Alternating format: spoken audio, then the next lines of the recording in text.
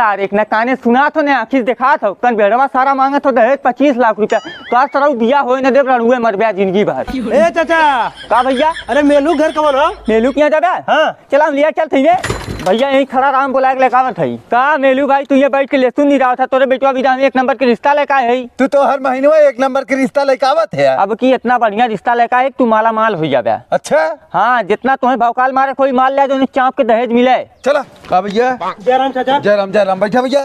भैया तुम कोनो जन्म में बहुत पुण्य के काम कर रहा है जो तुम्हारे यहाँ घरे रिश्ता हो तो अब का हम मेलू भाई के बारे में बताइए। मेलू भाई खुदे अपने बारे में बताइए। भैया अपने बारे में तो हम बताइबे करब पहले चाय पानी कैला ए जुगनुआ तनी नमकीन चाय लेका भैया। हमार कुल लड़का डीएम कलेक्टर हैं और 10-20 गांव हमरे जमीनी में बसल हो और बैंक से 10-20 लाख रुपया हमारे महीने टैक्स कटियाला। चाचा हम रिश्ता लेके ना आई 20,000 रुपया बैंक से लोन ले आओ के जमा कर नहीं जेल जाबे।